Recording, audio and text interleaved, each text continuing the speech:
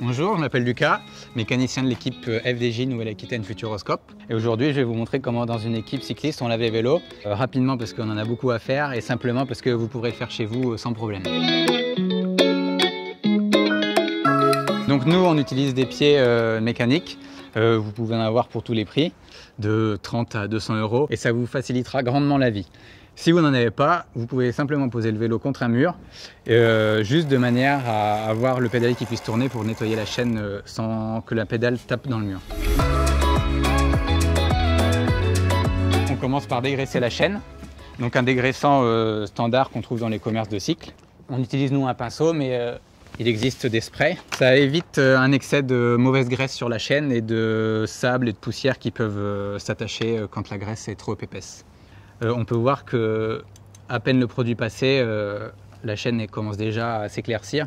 Plus une chaîne sera graisseuse et sale, plus ça fera des bruits dans le dérailleur et ça peut aussi empêcher un mauvais passage des vitesses. Donc on n'hésite pas à en mettre partout sur le dérailleur. Cet entretien-là, nous on le fait quotidiennement pour les vélos de course, mais vous, une fois par semaine, tout dépendra de l'état des conditions météo dans lesquelles vous roulez. Et grâce à un nettoyage comme celui-ci, on retrouve quasiment un état neuf de la chaîne et de la cassette.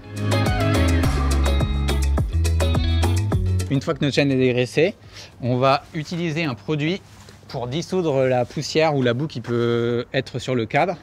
Donc des produits spécifiques au vélo existent, ou bien si vous n'avez pas la chance d'avoir un commerce de vélo ouvert, un produit dégraissant ménager peut suffire. Il faut juste faire attention qu'il ne soit pas abrasif sur la peinture. Et donc on vaporise partout sur notre cadre.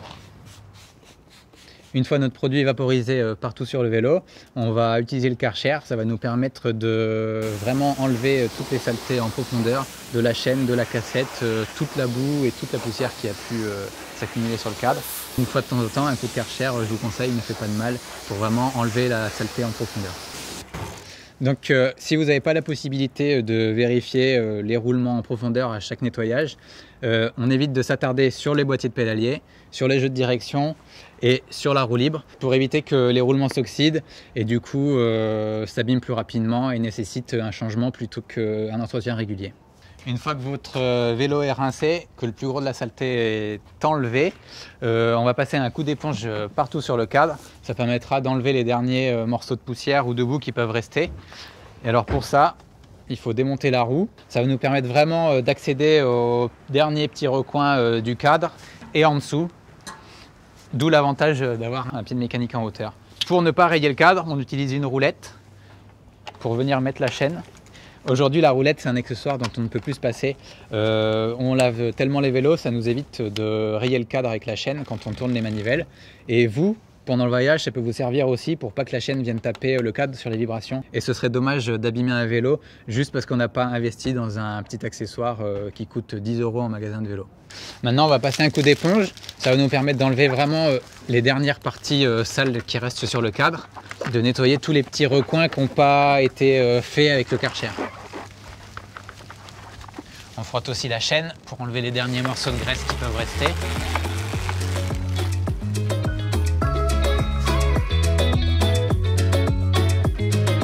Un dernier rinçage.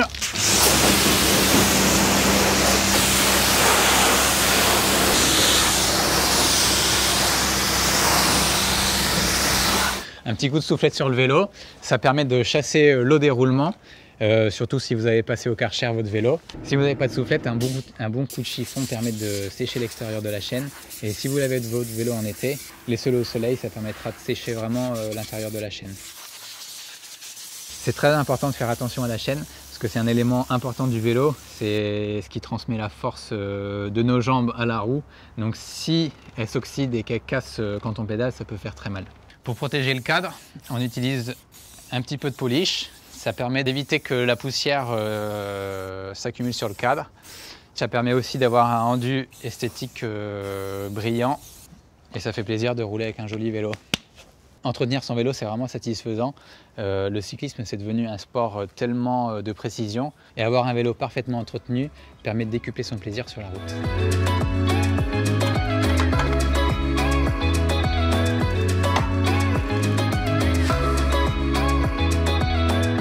L'étape ultime pour terminer l'entretien du vélo, c'est la lubrification de la chaîne.